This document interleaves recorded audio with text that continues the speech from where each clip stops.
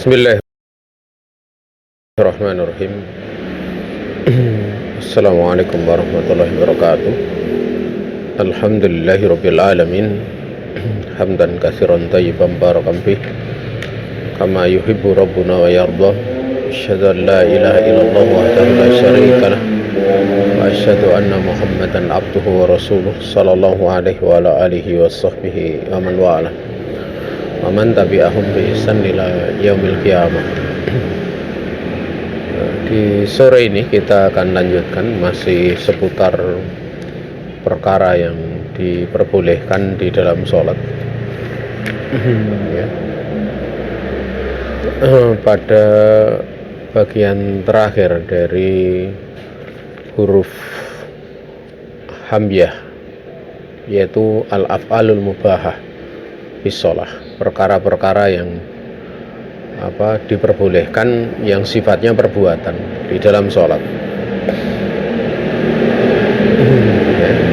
Setelah terakhir membahas yang ke-14, yaitu mengangkat kepala di saat sujud untuk memastikan, meyakinkan perkara ketika seorang imam memanjangkan sujudnya, ya, dimana waktu itu cucu beliau alaihi salatu wassalam sedang berada di atas punggung beliau, ya. Makanya disebutkan, ya, beliau mengatakan walakin ibni irtahalani fakarihtu an ajilahu hatta yakdiya. Namun anakku ini, maksudnya cucuku, dia naik ke punggungku.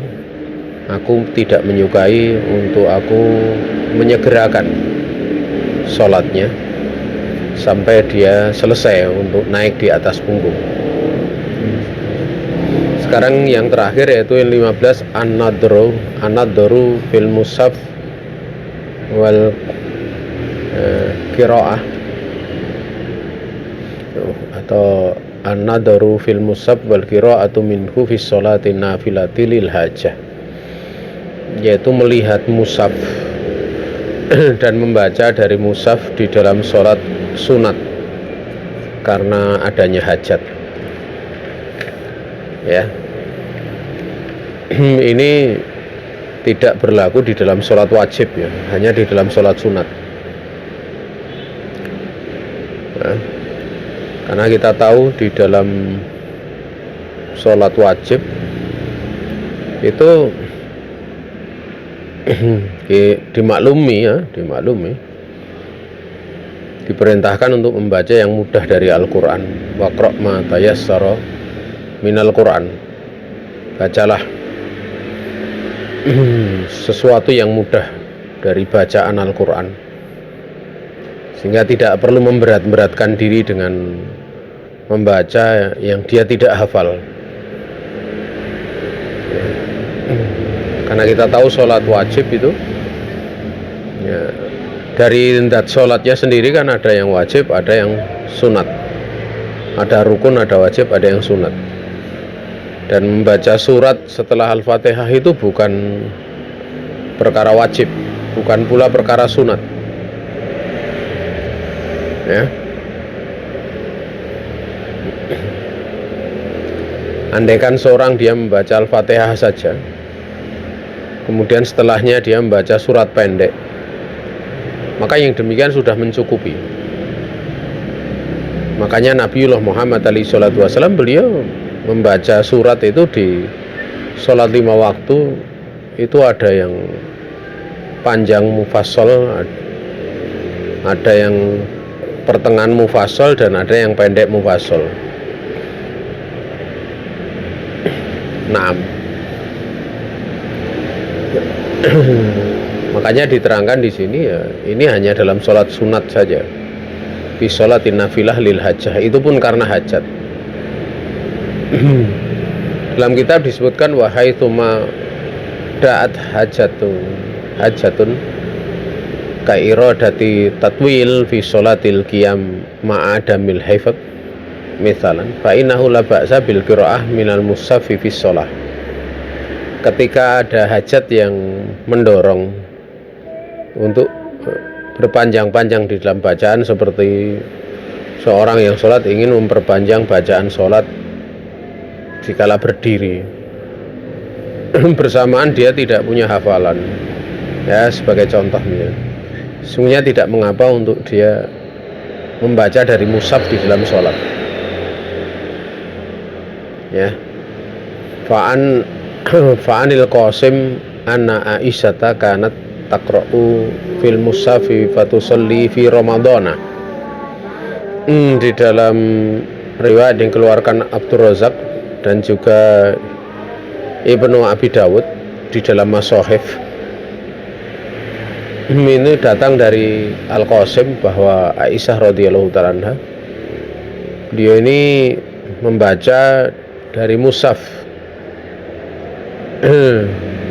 Dia sholat dengan cara seperti itu, membaca di mushaf di Ramadan, di bulan Ramadan, ya, karena memang di bulan Ramadan sendiri itu dianjurkan untuk banyak tilawatul Quran, hanya baca Al-Quran lebih-lebih di dalam kondisi sedang sholat, yaitu sholat malam, sholat tarawih, ya. Ada hajat di situ. Sementara terkadang hafalan Al-Qur'annya kurang mungkin gitu, atau khawatir terjadi kesalahan, ya. Juga Al-Qasim berkata, kana ya ummu Aisyata abdun yaqra'u fil mushaf. Di dalam riwayat Al-Imam Bukhari secara mu'alaq dalam Kitabul Adzan, bab tentang imamatul abdi, dan Ibnu Abi Syaibah mewasolkan, atau menam hadis yang mu'alaq di sini kan cuma disebutkan rawinya dari langsung, tanpa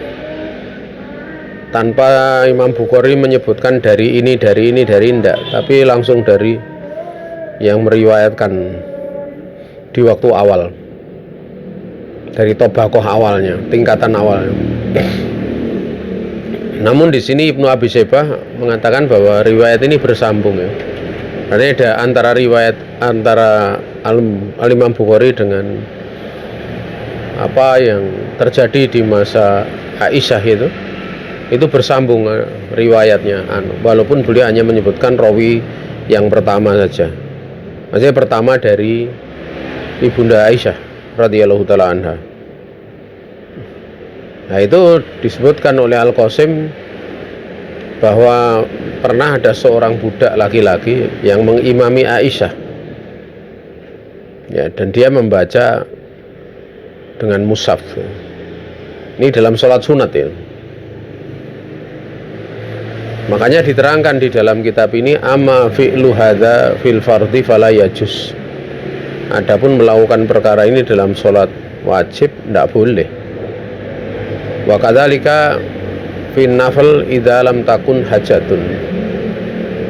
Demikian pula tidak boleh, ya, di dalam sholat sunat ketika tidak ada hajat. Contoh misalnya tidak ada hajat itu, dia sholatnya pendek, seperti sholat sunat rawatib, nah itu tidak ada hajat untuk dia membuka mushaf. Dia punya hafalan Al-Falaq, An-Nas misalnya, itu sudah cukup itu.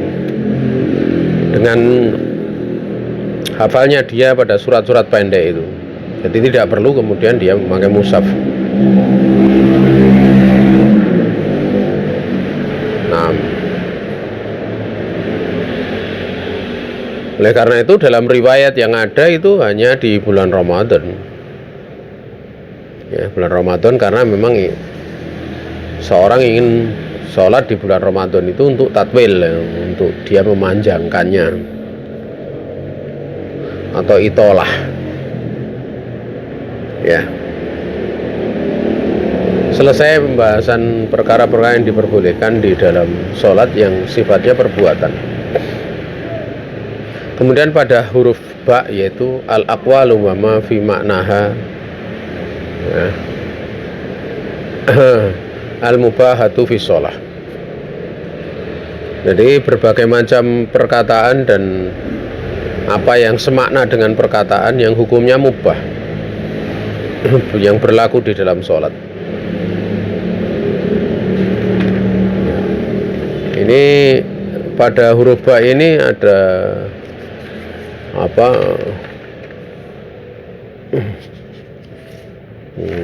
Yang diperbolehkan ada 8 ya. Yang pertama adalah al-fathu alal imam idza kunti mu'tammatan bi imra'ah. Boleh kamu membukakan kepada imam bacaan ketika kamu diimami oleh seorang wanita. Maksudnya membuka itu misalnya imamnya salah, dia boleh membenarkan bacaan. Yaitu idza kunti ya makmumatan atau mu'tammatan, yaitu diimami.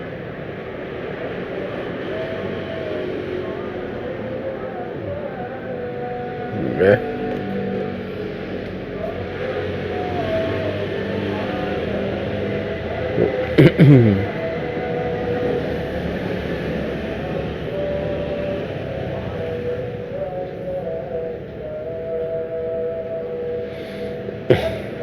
Diterangkan di dalam kitab ini, faidza kunti tusallina khalfa imra'atin walam takuni bihadrati rijal al ajanib fa innahu yusra'u laki idza lubisa 'alal imami fil qira'ah an taftahi alaihi idza nataja an adamil fathi takzirun fi kalamillahi ta'ala bi ayyi nau'in.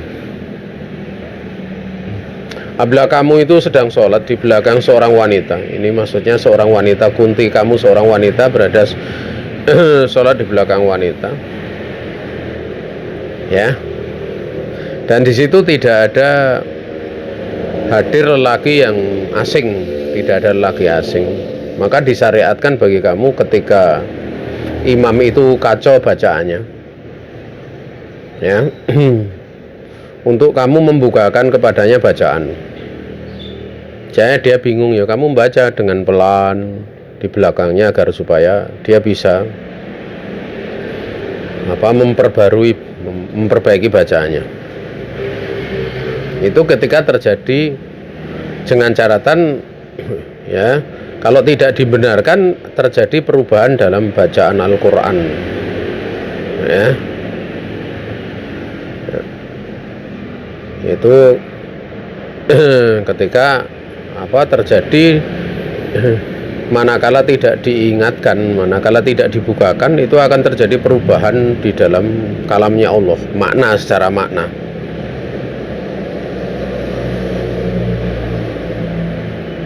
Ya.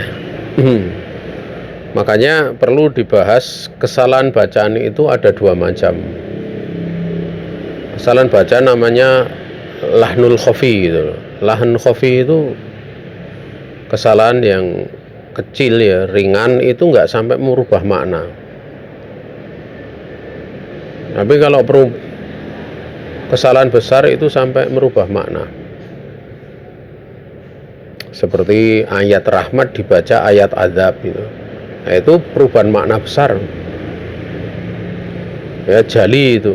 Nah, itu perlu untuk diingatkan.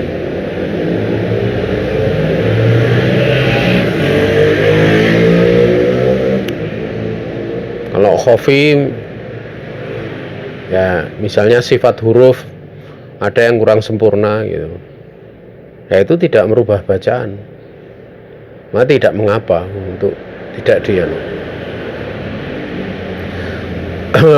penulis kitab ini yaitu Abu Malik. ya. Ini Abu Malik Kamal bin Sayyid Salim itu pendapatnya kalau di situ ada ajanib lelaki asing tidak boleh membenarkan. Artinya kalau seorang wanita dia sholat di belakang laki-laki ya tidak boleh juga, tidak boleh pula, kecuali kalau suami istri misalnya. Suami istri misalnya, istri makmum pada suami, dan di situ tidak ada yang makmum kecuali wanita semua gitu. Dan di situ yang jadi imam salah satu dari makmum suaminya, boleh tidak gitu untuk mengingatkan bacaan. Ya. Wallahu ta'ala alam, di dalam pembahasan kitab ini tidak ada disebutkan.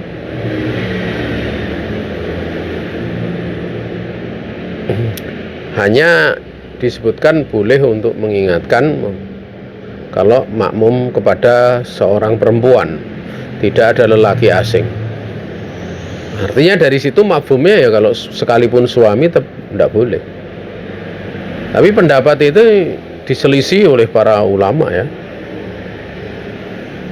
Syekh bin Baz rahimahullah ta'ala tatkala ditanya kalau boleh tidak seorang wanita mengingatkan bacaan imam laki-laki sekalipun laki-lakinya ajnabi, maka beliau membahas seputar masalah kapan suara wanita dikatakan aurat.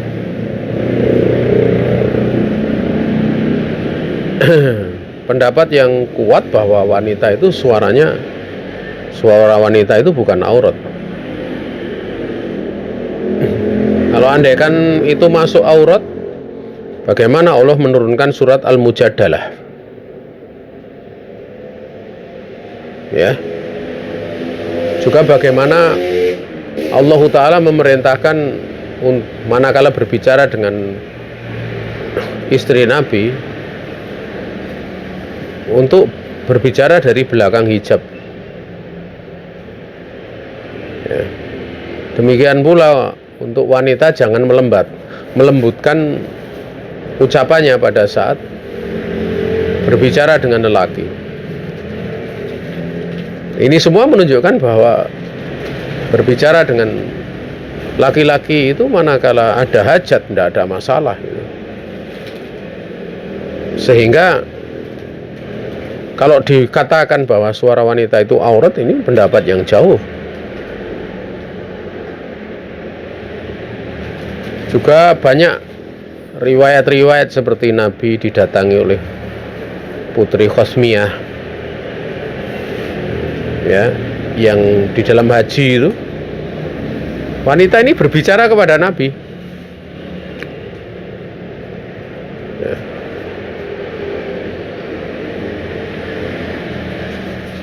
Dan juga Nabi pernah bertanya kepada sebagian sahabiah dari balik hijab, dan sahabiah menjawab. Di antaranya adalah Ummu Darda radhiyallahu taala anha. Nah, ini menunjukkan bahwa suara wanita bukanlah aurat. Kecuali kalau dilembut-lembutkan, digenit-genitkan ya, biar lelaki tertarik, itu baru kemudian diberlakukan aurat. Maka dari situlah Syekh bin Baz rahimahullah ta'ala berpendapat bolehnya seorang wanita manakala memungkinkan untuk mengingatkan bacaan imam yang pertama tidak ada makmum laki-laki, yang kedua ada makmum laki-laki tapi tidak ada yang mengingatkan kesalahan bacaan imam yang sifatnya sampai merubah makna, dan tanpa perlu perempuan itu mengangkat suaranya keras-keras gitu seperti orang berteriak. Misalnya soft perempuannya itu jauh, tidak mungkin untuk mengingatkan imam, ya tidak perlu mengingatkan. Tapi manakala wanita ini dia membaca, mengingatkan, membukakan bacaan bagi imam, dan dia membaca itu imam bisa mendengar, biasanya pada masjid yang tidak begitu luas, ya tidak ada masalah. Ini pendapat yang dipilih oleh Syekh bin Baz rahimahullah ta'ala. Nah, mengatakan bahwa suara wanita itu aurat, itu pendapat yang jauh. Tapi memang perkara ini jadi iskal gitu loh. Bagaimana kalau wanita itu kemudian mengajar laki-laki? Kalau dia mengajar pada perkara yang tidak banyak, maksudnya tidak pada perkara yang dimaklumi, misalnya yang sifatnya hajatnya itu mendesak, maka yang demikian tidak mengapa. Misalnya ingin mendengar hadis, satu riwayat sebagaimana dulu rawi itu mendatangi ibunda Aisyah. Adapun kemudian taklim, mengajarkan ilmu, kemudian para lelaki hadir, maka ini sesuatu yang jauh, ya, sesuatu yang jauh. Artinya tidak diperbolehkan, ya. Wallahu ta'ala alam. Ya. Ini diterangkan di sini, fa'an Abdillah ibni Umar ana Nabi alaihi salatu wasallam shalla sholatan faqara'a fiha lalu bisa alaihi falamang sorofa qala li upe sholaita ma'ana qala na'am fa'ama mana'aka. Ini dalam riwayat Abu Daud, ini pada upe, ya. Ini upe ini seorang sahabat yang bacaannya itu bagus sekali, ya.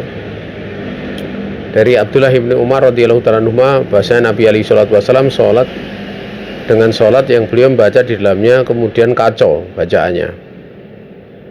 Tatkala selesai beliau bertanya kepada Ubay, kamu sholat bersama kami? Ya? Iya, na'am. Fama mana aga? Maka apa yang menahan kamu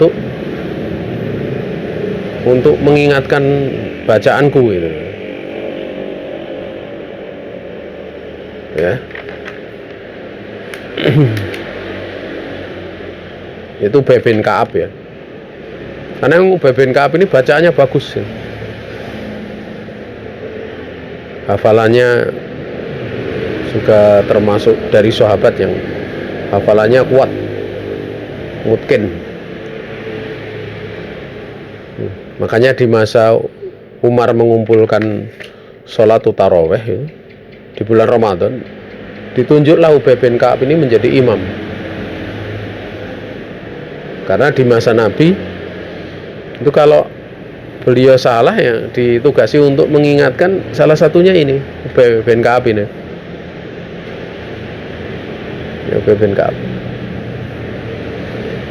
Dari poin pertama ini ada beberapa faedah yang ditambahkan. Pertama, yang bagi anla yuftataha alal imam madamat, ya, madamat turaddidu atilawata li'anna hurubama tadab karot binafsiha bahwa aula. Jadi ini hal yang sifatnya bahasanya mengingatkan imam itu seyogianya untuk tidak membukakan kepada imam, artinya tidak membetulkan kepada imam selagi imam itu mengulang-ulangi bacaan. Dan terkadang dia berusaha untuk mengingat dengan dirinya sendiri, dia mengulangi bacaan ayat satu ayat sampai kemudian hafalannya kembali. Bahwa aula ini lebih utama. Jadi jangan langsung dibukakan, dia bisa bingung gitu. Ya, ditunggu dulu. Ya. Nah, kecuali kalau ditunggu ngulang-ulang kemudian malah masuk pada ayat lain atau kemudian dia ganti surat gitu, ganti ayat lain gitu loh. Ada beberapa dari imam itu kadang memaksa diri.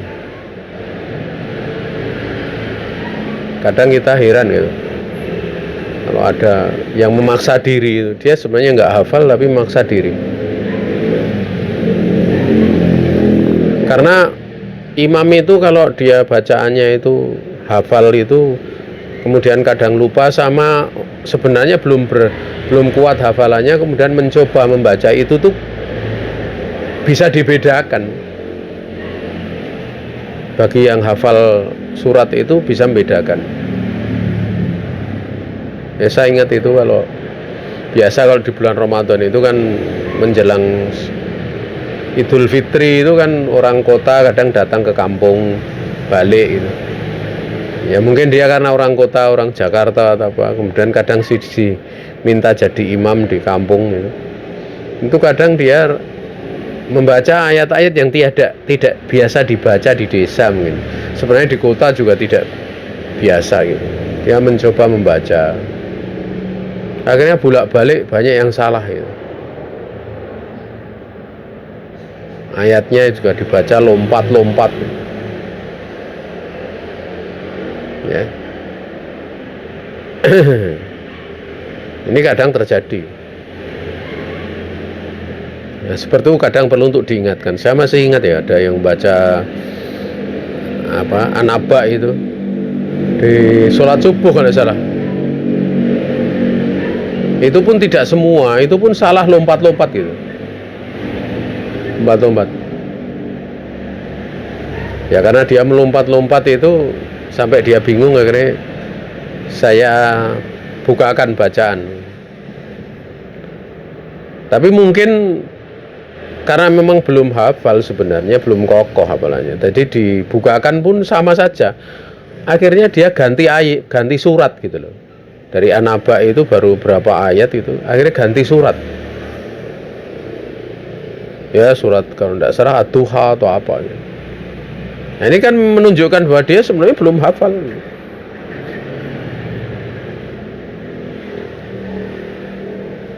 Ya. Itu kadang terjadi seperti itu ya. Makanya tidak perlu untuk memaksa diri. Tapi terkadang memang ya kita kalau jadi imam itu melihat makmum itu kadang ya repot ya. Kadang ada makmum itu ya pengen bacaannya panjang-panjang gitu. Untuk imam itu bacaannya jangan variasi lah gitu. Kadang seperti itu. Di satu tempat itu ada seorang yang dia tidak talaki dalam membaca Al-Quran, tidak belajar kepada seorang guru, dia baca sendiri. Itu dari tajwidnya, dari makhrajnya nggak karuan, tapi hafalannya banyak. Al-Baqarah dihafal, Ali Imran dihafal, kemudian juz 27 dihafal. Kadang kalau dia ngimami ya pakai juz 27, 28 gitu. Tapi ya Allah, dari makhrajnya, panjang pendeknya nggak karuan semua, parah pokoknya. Suatu saat di masjid itu kan ada yang bacaannya bagus tapi hafalannya nggak banyak. Itu baru mau jadi imam aja ditarik oleh dia. Alasannya kamu baca cuma itu terus gitu. Jadi kan nggak bagus seperti itu ya.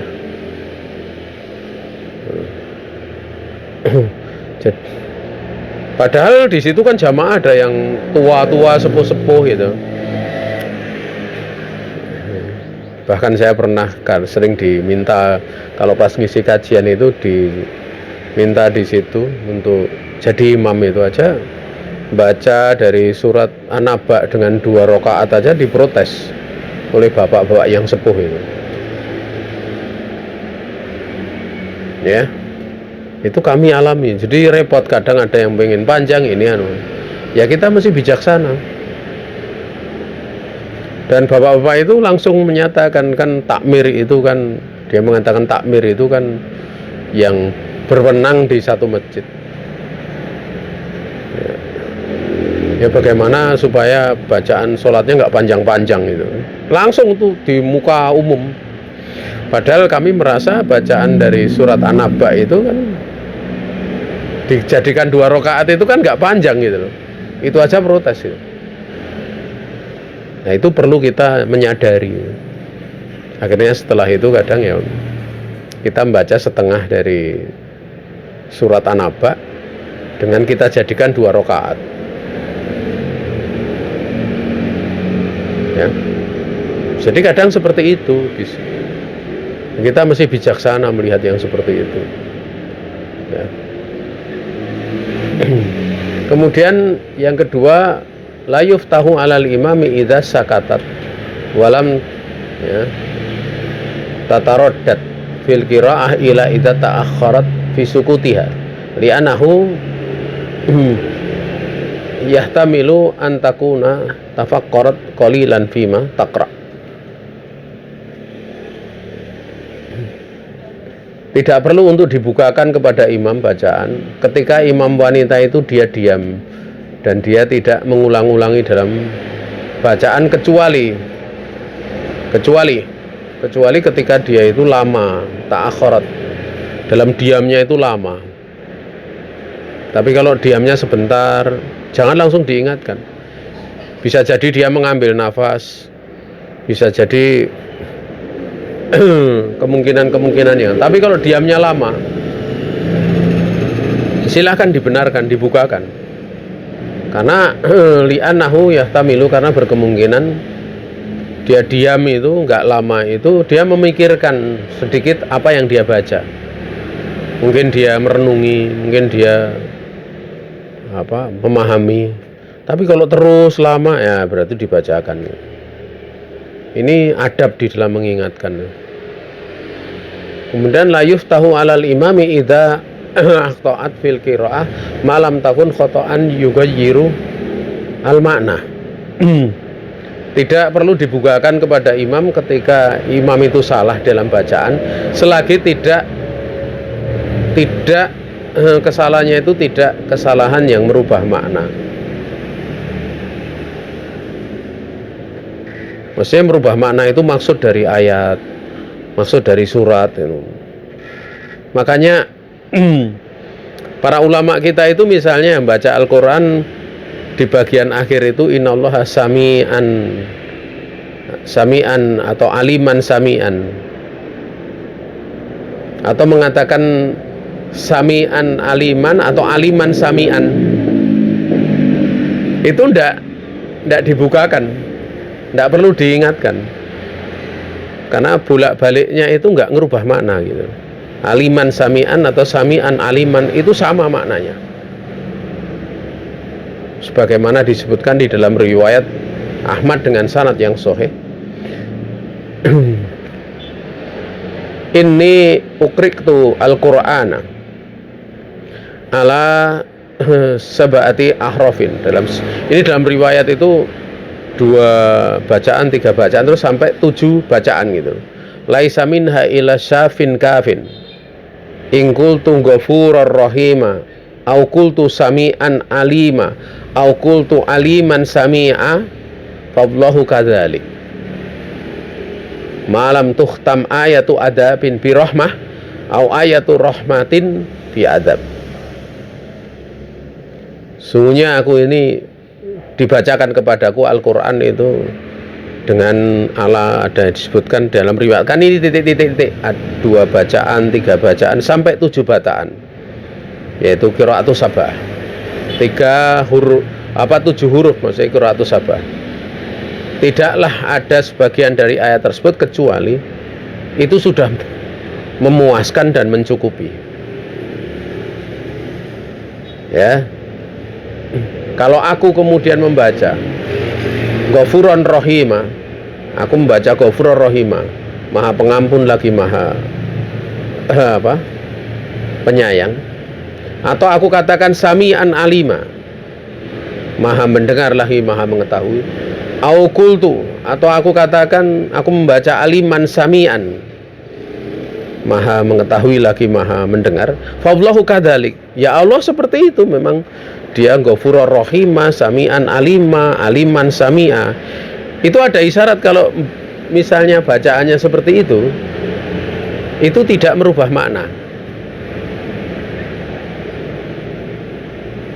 ya. Maka seperti itu tidak mengapa, malam tuhtam, selagi tidak bercampur antara ayat azab dengan rahmat. Artinya itu ayat azab dibaca rahmat misalnya, atau ayat rahmat dibaca azab misalnya. Nah, itu baru, itu namanya merubah makna.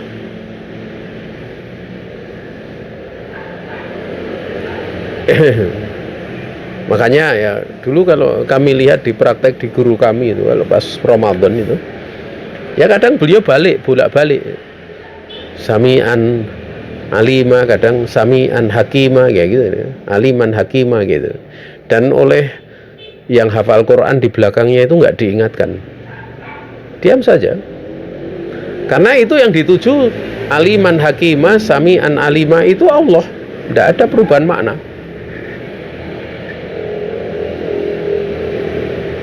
Lebih-lebih kalau orang dia mempelajari misalnya 7 qiraah gitu, itu kadang ada yang seperti itu. Wallahu ta'ala alam.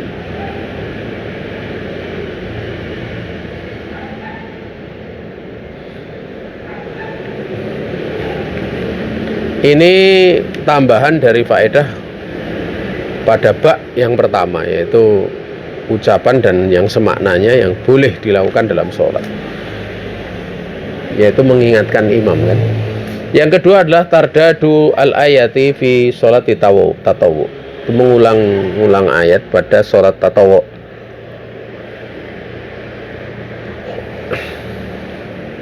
Fan Abi Dzar anna Nabi alaihi salatu wasallam qara'a hadhil ayata faraddadaha hatta asbaha.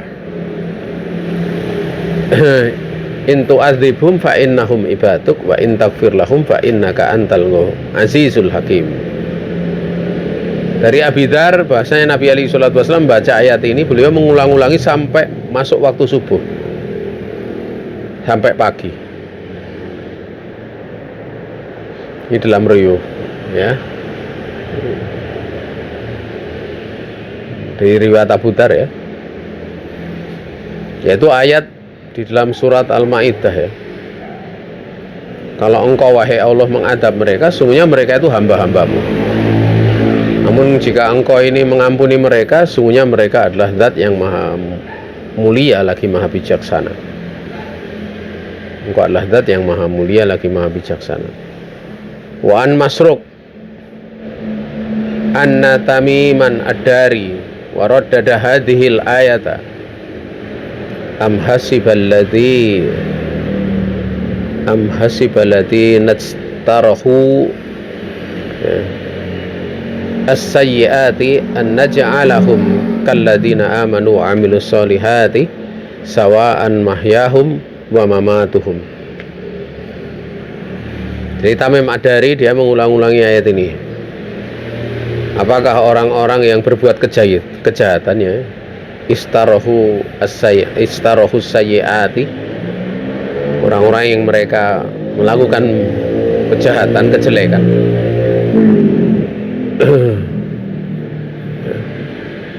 dia menyangka bahwa kami akan menjadikan mereka itu seperti orang-orang yang beriman dan beramal soleh.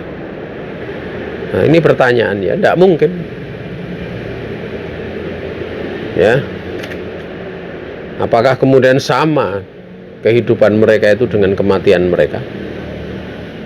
Apa sama kehidupan mereka itu dengan kematian mereka? Artinya jawabannya tidak sama. Ya tidak sama antara orang yang beriman, beramal soleh dengan orang-orang yang berlaku jahat. Am hasiballadzina nastarahus sayyiat. anaj'alahum kalladzina amanu wa amilus solihati sawa'an mahyahum wa mamatahum wa mamatuhum, ya.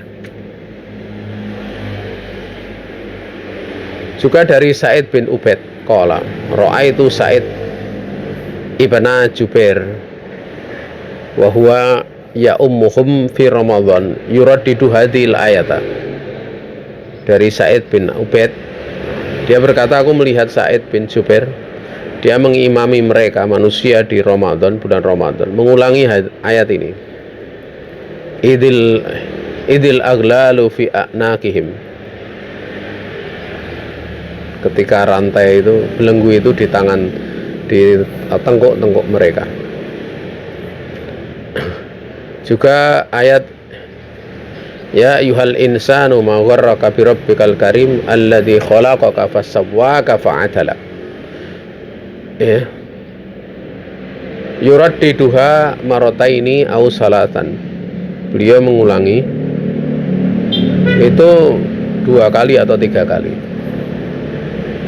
Kemudian kultu, yaitu Abu Malik Kamal mengatakan walam yungkol hada fi sholatil fardhi, namun tidak dinukil perkara ini di dalam sholat wajib. Fatarkuhu aula wallahu alam, maka meninggalkannya untuk mengulangi di sholat wajib itu lebih utama, ya. Meninggalkannya lebih utama. Hukumnya tidak haram, tapi makruh.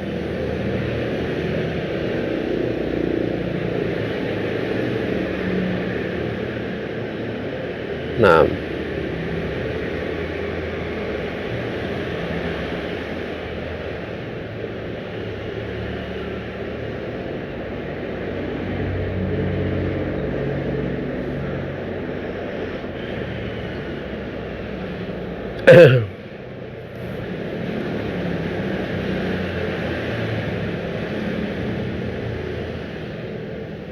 ya.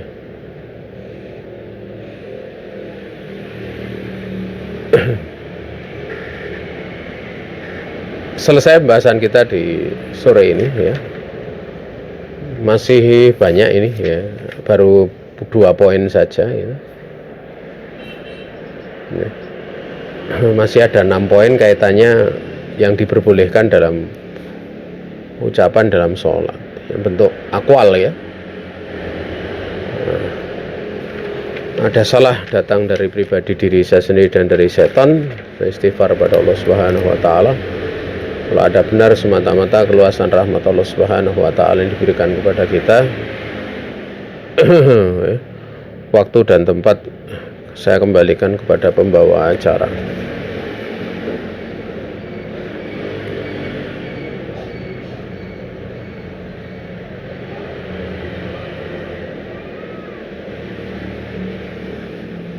Ada enggak? Kalau ada